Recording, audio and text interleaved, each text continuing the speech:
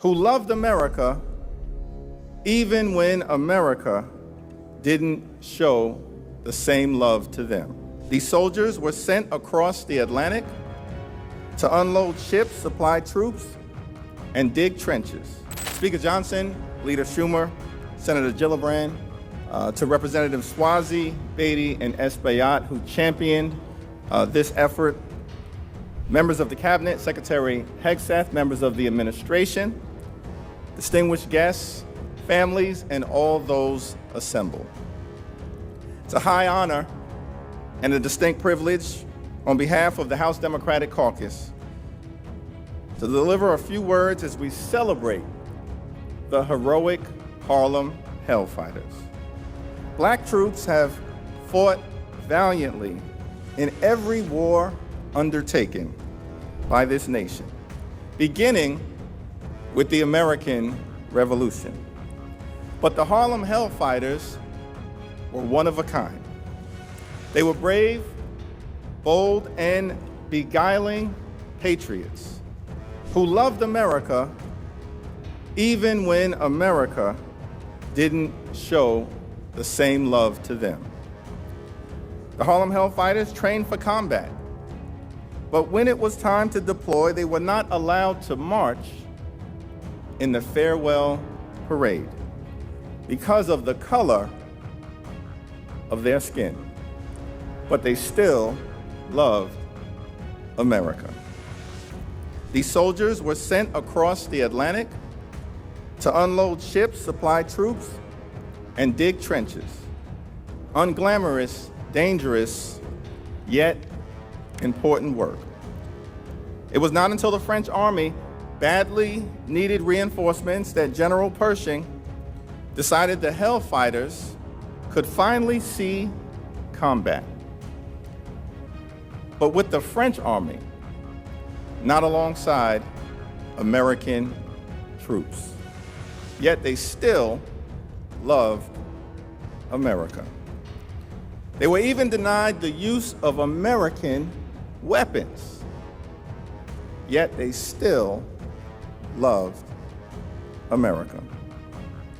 The Hellfighters' legendary commander, William Hayward of Nebraska, noted in a letter that our great American general simply put the black orphan in a basket, set it on the doorstep of the French, pulled the bell, and went away. They were set up for failure, but the Lord works in mysterious ways. And the Hellfighters were heavenly ordained. The Harlem Hellfighters spent more time on the front lines than any other American unit, never ceding an inch of territory or losing a single POW. Private Henry Johnson, who stood only 5'4" and weighed just 130 pounds, became one of the first Americans ever to receive the highest French military award for valor after fighting off over 20 enemy troops, single-handedly, with nothing more than a jammed rifle and a bolo knife. He gave them hell. When recounting his service, Private Melville Miller of the Harlem Hellfighters said, "Every man felt he was in the best squad, in the best regiment of the whole dang United States Army." Private Miller, when speaking about the equipment used by the Hellfighters, observed, "We were issued French helmets, French rifles, French ammunition, French canteens, and instead of water, we were issued French wine." Turns out that serving with the French did have some benefits. Upon returning home to the United States, the Hellfighters hoped that fighting for democracy abroad would strengthen the fight for equality at home. Yet these hopes, we know, were quickly dashed. These courageous heroes had to deal with the indignities of Jim Crow segregation, a lack of recognition for their heroics, and even exclusion from the World War I victory parade. But the enduring spirit of America is one of gratitude. And thankfully, that wasn't the end of their story. Monuments now stand for them.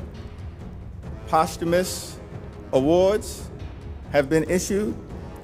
And today, the entire 369th Infantry Regiment is being given the Congressional Gold Medal, the highest honor conferred by Congress, the Article I branch of government. That's the enduring spirit of the United States of America.